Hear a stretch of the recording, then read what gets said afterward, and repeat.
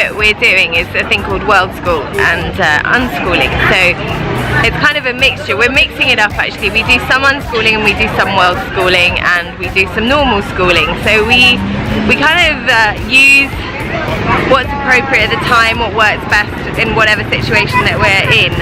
And at the moment, world schooling is what we're doing, and with a mix of unschooling. So we found the way to do that is to try and gain some interest in things that are sort of organic. And one of the things we're doing today is this art. We're sort of searching for pieces of art around the city, and in order to do that you have to navigate a map. So all the art elements are placed around the city, and then we're navigating, we're basically looking at the map and trying to find them. So they're just on walls or on buildings or randomly around the city. So we're using this as an opportunity for the girls to learn basics of navigation. So we're now being led by the girls basically.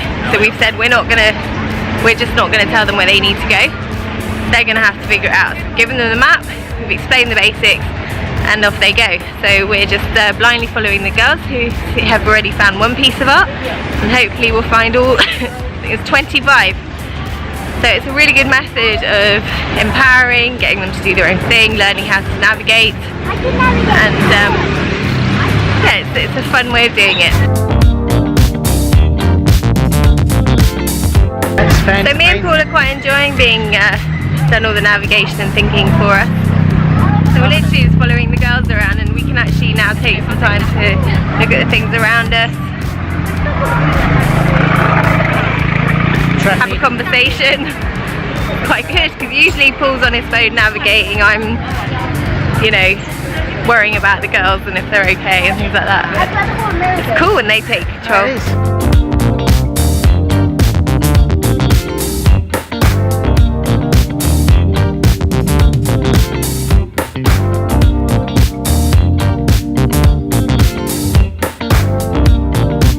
These are shoes made of bamboo.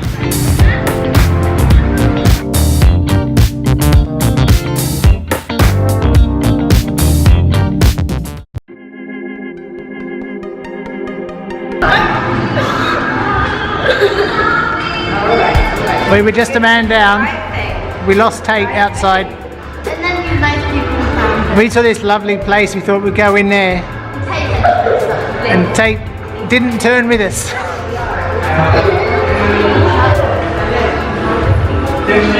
But we found her. So we're all right.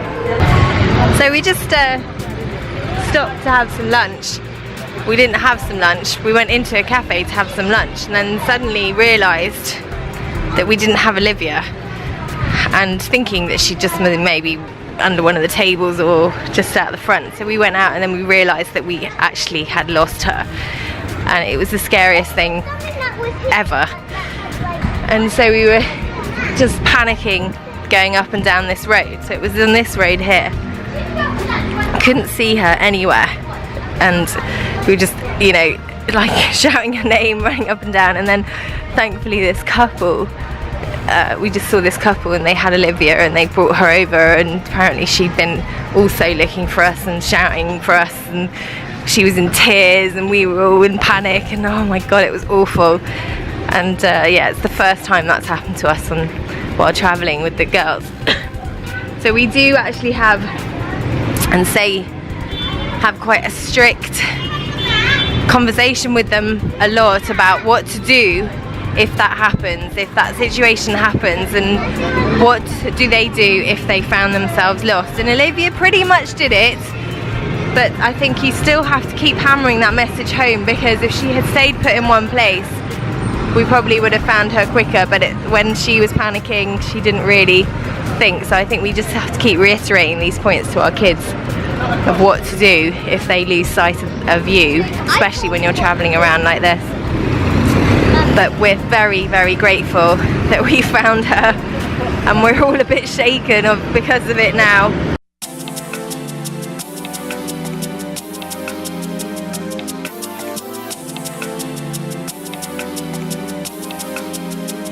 This is the longest cafe in the area, apparently.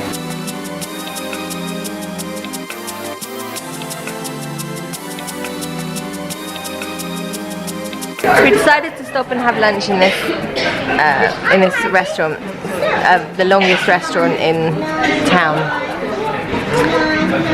And we were looking at the menu, and basically the item that Lily wants to buy off the menu, just as an example, is the same cost as it cost to feed all of us last night at that amazing street food market. So we're a bit, I don't know, we won't be making choices like this again where we eat in sort of the fancy types places. I know they feel like they're easier, but actually the food's probably not as good and it's massively expensive. Come to a place that, as you were saying before, that is famous for the best street food in Asia, and then come and sit in a crappy cafe. Yeah. Rookie mistake. Rookie mistake time. We made a rookie mistake and that's fine. The mission to try and reduce our plastic use and intake is sometimes a real struggle, and The struggle is real. it's mostly to do with the communication, trying to explain to people why you don't want a straw, and then you tell the waiter you don't want a straw, and then it goes to the the person actually making the drinks, and a straw is automatically put in there. Yay, with no straws! Brilliant. Lima Kirsty, thank you. And the message, just you keep having to say it, and eventually it will actually come to you with no straw. That's a little bit of a victory there. Quite nice to get these little victories every now and again.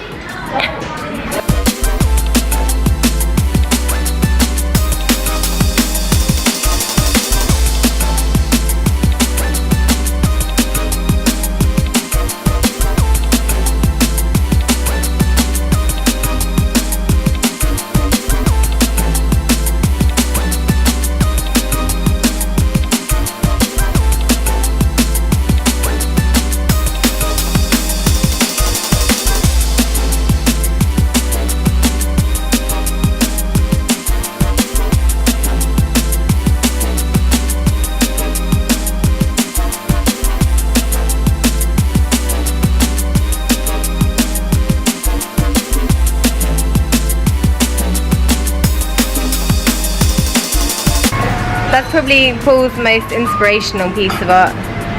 He gets inspired by ice cream and variations of, and this ice ball does look interesting. We like to try interesting new things. So here we go, the ice ball is being made.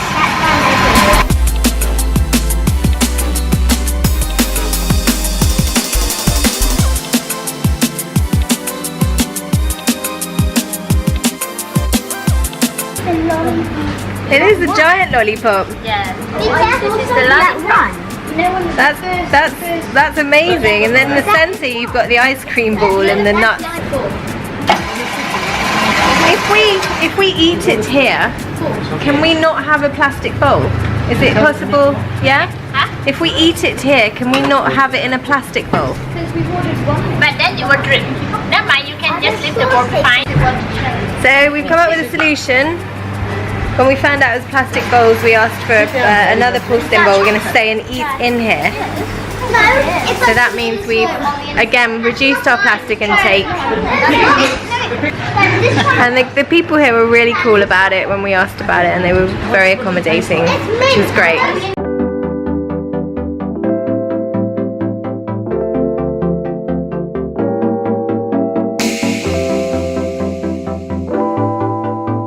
So we found another one, and I think this is my favourite because it's been drawn at the roots of this amazing tree. It's like the woman sitting under the tree.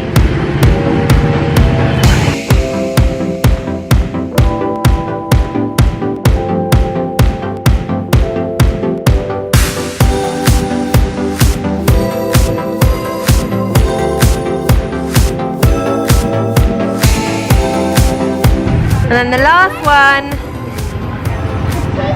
is this one here.